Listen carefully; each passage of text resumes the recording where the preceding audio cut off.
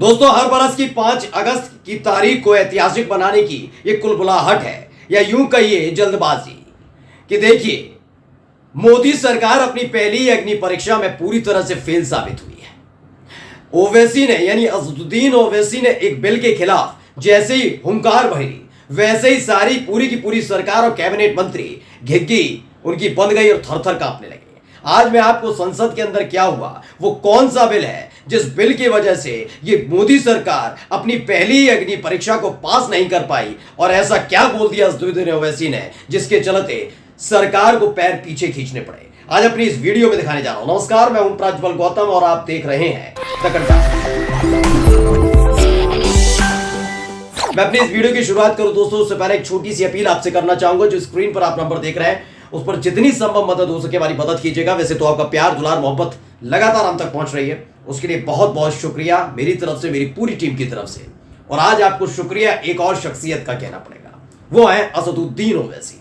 वैसे तो आप जानते हैं असदुद्दीन ओवैसी किस तरीके से बात रखते हैं। असदुद्दीन ओवैसी इसको कर दो, वो कर दो, गंदा उगलो, गंदगी उगलो, नफरत उगलो, ये काम तो करते नहीं है। दरअसल बीजेपी के तुर्रम खां जितने बनते हैं ना, प्रवक्ता से लेकर तुर्रम खां जितने भी नेता बनते हैं वो, और तो और गोदी चैनल के पत्रकार और एंकर क्यों थर थर कांपते हैं जानते हैं? क्योंकि मुंह जुबानी असदुद्दीन ओवैसी को इस देश का कानून और इस देश का संविधान याद है। उनको पता है कितना बोलना है, क्या बोलना है। उनको यह पता है कि उनके अधिकार क्या है। उनको यह भी पता है कि कौन से असंवैधानिक शब्द होते हैं जिसका इस्तेमाल बीजेपी के नेता करते हैं। इसलिए खासकर जब जब असदुद्दीन ओवैसी संसद के अंदर बोलने के लिए खड़े होते हैं तो किसी की हिम्मत नहीं हो पाती। पहले होती थी, पहले करते थे, लेकिन जब से 2-3 बार लताड़ खाइए तब से शांत होकर बैठ जाते हैं। अब इन सब के बीच एक बिल लाया गया। बिल था वक्फ बोर्ड संशोधन बिल। क्यों लाया जा रहा है ये बताने की जरूरत नहीं, हर कोई समझ चुका है। वक्फ हिंदुओं का नहीं होता, किसका होता है? वक्फ बोर्ड से रिलेटेड सिर्फ मुसलमान है। अब ये 3 राज्यों में चुनाव भी, झारखंड में भी है, महाराष्ट्र में भी है, हरियाणा में भी है। अब इन 3 राज्यों के चुनाव से पहले हिंदू मुसलमान तो करना पड़ेगा। लेकिन ये वाली जो थ्योरी थी ना, इस थ्योरी पर असदुद्दीन ओवैसी ने पानी फेर दिया है। दरअसल इस वक्फ बोर्ड संशोधन बिल्कुल लाया गया, पेश किया गया संसद में। बड़ी बड़ी बातें किरण रिजिजू ने कही। उन्होंने कहा कि भाई बात सुनो सुनो सुनो, हमारा धन्यवाद दीजिए, हम ये बिल लेकर आए, हमारी तारीफ करिए, कसीदे गढ़िए, तमाम बातें। सब इंतजार कर रहे थे कि पूरी की पूरी राम कहानी सुना लें, उसके बाद आएगी बारी असदुद्दीन ओवैसी की। आप जानते हैं असदुद्दीन ओवैसी ने क्या कहा? सुन लीजिए एक बार, समा बांध दिया। यह बात सिर्फ रखी नहीं गई, असदुद्दीन ओवैसी ने इसे ट्वीट भी किया। और क्या लिखा है जरा पहले पढ़कर बता देता हूं। इन्होंने कहा वक्फ अमेंडमेंट बिल जो है 2024 मुल्क को बांटने के लिए लाया गया है, जोड़ने के लिए नहीं। आप मुसलमानों के दुश्मन हैं, यह बिल इस बात का सबूत है। ये साफ साफ लफ्जों में असदुद्दीन ओवैसी ने भरी संसद में कह दिया था। जिस वक्त असदुद्दीन ओवैसी बोल रहे थे, विपक्ष वालों की नजर सिर्फ असदुद्दीन ओवैसी पर टिकी हुई थी, और पूरी की पूरी सरकार के जितने मंत्री और सांसद थे उनकी अटकी हुई थी सांसें कि असदुद्दीन ओवैसी इसमें कोई ना कोई एक ऐसा पेच बता सकते हैं जिसके चलते बिल पास कराना मुश्किल ही नहीं, नामुमकिन हो जाएगा। और देखिए, जैसे ही बारी आई नहीं करवा पाए। जी हाँ, वक्फ बोर्ड संशोधन बिल पास नहीं हुआ है। ये आज की बड़ी खबर है दोस्तों। वक्फ बोर्ड संशोधन बिल पास ही नहीं करवा पाई सरकार। सोचिए, 4 जून को नतीजे, फिर सरकार बनती है, बड़ी बड़ी बातें की जाती हैं, डींगे हाँकी जाती हैं, तमाम चीजें होती हैं, डरा और सहमी रहती है सरकार कि कहीं ऐसा ना हो कि भैया समर्थन वापस ले लें। और इससे पहले वो माहौल क्रिएट करने के लिए लाते हैं सिर्फ वक्फ बोर्ड संशोधन बिल, जिससे एक बार देख लिया जाए कितने लोग साथ हैं कितने खिलाफ। लेकिन देखिए, अपनी पहली ही परीक्षा में बड़ा बुरी तरीके से फंस गई सरकार। कैसे? खबर पढ़कर थोड़ा मैं बता रहा हूं हुआ क्या है। खबर पढ़िए, ये खबर वन इंडिया ने छापी है। वक्फ बिल पर सरकार ने मानी विपक्ष की मांग, भेजा जाएगा जेसीपी के पास, जल्द बनाएगी कमेटी।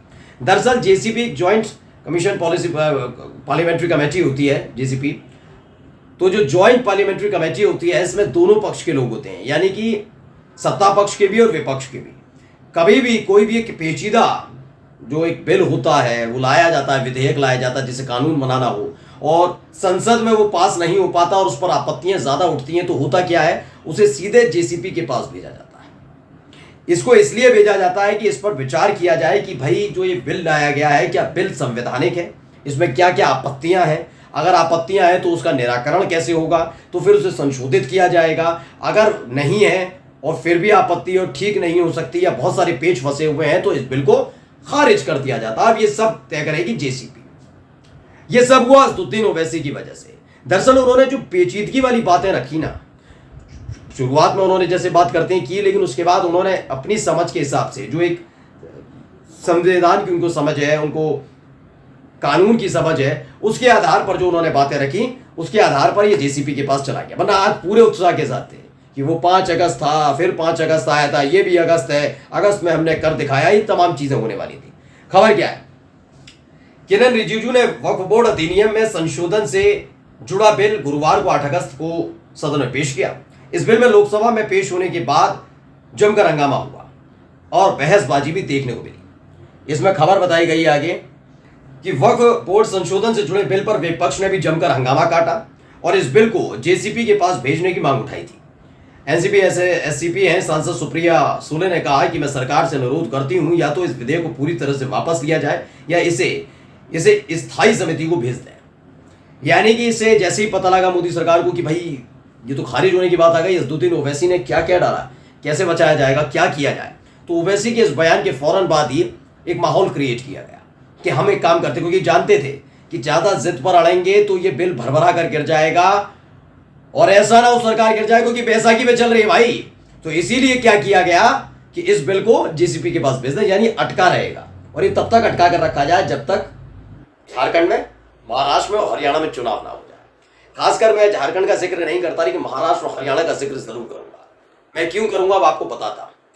दरअसल हरियाणा के अंदर जो मेरे मुस्लिम भाई मेरे को देख रहे हैं, आप सब लोग जानते हैं किसी से छिपा हुआ नहीं है। पश्चिमी उत्तर प्रदेश और अगर उत्तरी राजस्थान लगाएंगे और हरियाणा देखेंगे तो इसमें आपको अमूमन एक चीज कॉमन मिलेगी, वो है गोरक्षा के नाम पर मुसलमानों से मारपीट करना, तमाम चीजें मुसलमानों के खिलाफ आवाज बुलंद करना, कभी उनकी मस्जिद पर, पूरे देश में तो दिख ही रहा है, मस्जिदों पर चढ़ जाना, बदतमीजी करना, कर्नाटक में बीजेपी सरकार थी तब तो हिजाब वाली बच्चियों से बदसलूकी करना, ये तमाम चीजें होती नहीं। और जब चुनाव आता है सबसे ज्यादा, अब हरियाणा में चुनाव होगा तो बीजेपी के पास हारने की ज्यादा संभावना है, हालत खराब हो ही गई थी। ऐसे में ऐसे ही महाराष्ट्र में भी है, महाराष्ट्र में भी बीजेपी तब तक जीती रहती है जब तक वो मुस्लिम विरोधी लागलाप थी। तो यही महाराष्ट्र का है और यही हरियाणा में है, इसी कॉन्सेप्ट पे चल रही है, इसीलिए ये सब किया जा रहा है। अब खबर आगे और दिखा देता हूं, उसमें क्या लिखी है। केंद्र सरकार ने विपक्ष द्वारा उठाई गई इस मांग को मान लिया। अल्पसंख्यक मामलों के मंत्री किरेन रिजिजू ने कहा कि हम प्रस्ताव करते हैं कि ज्वाइंट पार्लियामेंट्री कमेटी को भेज दिया जाए। इस पर स्पीकर ने कहा कि हाँ, जल्द ही कमेटी बनाऊंगा। वहीं असदुद्दीन ओवैसी ने इस पर डिवीजन की मांग की है। दरअसल अल्पसंख्यक मामलों के मंत्री किरेन रिजिजू ने इस विधेयक से किसी भी धार्मिक संस्था की स्वतंत्रता में कोई हस्तक्षेप नहीं होगा, किसी के अधिकार छीनने की बात तो भूल ही जाइए। उन्होंने कहा कि ये विधेयक उन लोगों का अधिकार देने लाया है जिन्हें कभी अधिकार नहीं मिले। पता नहीं कौन सा अधिकार देने जा रहे हैं, ये जानकारी इनके पास ज्यादा है, जबकि असदुद्दीन ओवैसी ने वहीं भरी संसद में पोल खोल कर रख दी है। नमस्कार।